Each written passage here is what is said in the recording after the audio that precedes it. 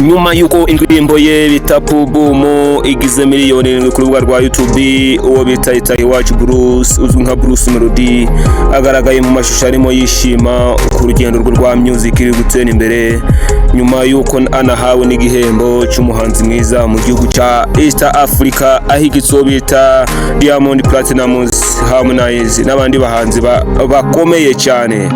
Ese uyu muhanzi muziki bumeze ute mu gihugu cyacu cy'u Rwanda?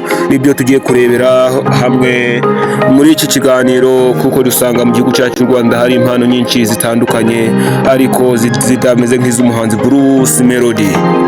Iyo tugiye kureba dusanga hari amazina agiye agaragara mu muziki wacu w'u Rwanda ariko agasigara mu mitima y'abanyarwanda, ariko hari n'abahindura amateka bagashyiraho umurongo mushya. Uyu munsi turaganira ku muhanzi umwe wigaruriye imitima ya benshi, ijwi rye rikaba ryumvikana kure ninde wundi atari Bruce Melody. Niwe tugiye kugeraho imvo n'amazuko. Bruce Melody amazina ye nyakuri ni Itahiwacu Bruce, yavukiye kandi akurira mu gihugu cyacu cy'u Rwanda, aho yatangiye agaragaza impano yo kuririmba akiri muto cyane. Mu ntangiriro ntiyari afite ibikoresho byinshi cyangwa ubushobozi buhagije, ariko yari afite ikintu gikomeye kurusha byose, impano n'icyizere cyo kugera kure. Uyu muhanzi yatangiye kumenyekana ubwo yitabiraga amarushanwa atandukanye harimo na Primus Guma Guma, aho ijwi rye ryatangiye gutuma abantu bamwitaho cyane, aho yaje no gutwara Primus Guma Guma yo mu mwaka w'ibihumbi 2012. Hatanyemo abahanzi batandukanye barimo ba Tom Close, ba Riderman.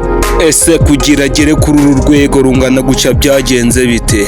Izina Bruce Melody ryatangiye kumvikana cyane mu ndirimbo zakunzwe nk'iyo bita Katerina, Ntibisanzwe, Ikinya, Samoya n'izindi zitandukanye. Yagiye akorana n'abahanzi batandukanye. Izi ndirimbo zamufashije kugera ku rwego rwo hejuru cyane, aho yabaye umwe mu bahanzi bakomeye mu Rwanda no mu karere kacu. Umwihariko we mu muziki, Bruce Melody azwiho ibintu byinshi byihariye. Ijwi rifite umwimerere, uburyo aririmbamo butuma amagambo yumvikana neza cyane. N'umuhanzi kandi uririmba indirimbo zifite ubutumwa, ahuza Afrobeat, R&B n'umuziki nyarwanda mu buryo bushimisha benshi. Ibyo yagezeho n'ibihembo yigeze atwara mu muziki. Mu rugendo rwe Bruce Melody yagiye atsindira ibihembo bitandukanye harimo n'ibyo mu Rwanda ndetse no hanze yarwo. Yakoze ibitaramo bikomeye ndetse anahagararira u Rwanda ku rwego mpuzamahanga. Yakoranye n'abandi bahanzi bakomeye bo muri Afurika, ibintu byatumye izina rye rirushaho kumenyekana cyane ku mugabane wa Afurika no mu zindi migabane zitandukanye. Yakoranye n'abahanzi harimo uwo bita Shaggy wo mu gihugu cya Amerika, Diamond Platnumz n'abandi batandukanye. Kandi Bruce Melody ni umwe mu bahanzi bafite abafana benshi mu gihugu cyacu cy'u Rwanda. Azwiho kwitwara neza ku rubyiniro no gusabana n'abamukunda, nubwo hari igihe ajya ahura n'ibibazo cyangwa ibihuha nk'abandi bahanzi bose. Akomeza kwitwara nk'umunyamwuga akibanda ku muziki we.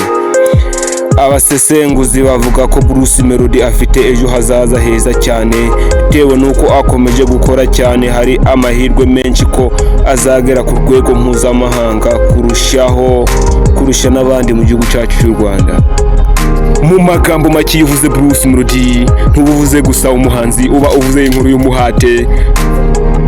Impano n'inzozi zabaye impamo, ni urugero rwiza ku rubyiruko rufite inzozi ko bishoboka kugera kure uturutse ku ntangiriro zoroshye. Bruce Melody si izina gusa, ni ikimenyetso cy'umuziki nyarwanda uri kuzamuka ku rwego rw'isi.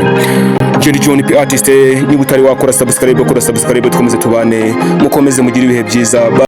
Bye bye, hasta la vista, icyumweru cyiza ba people.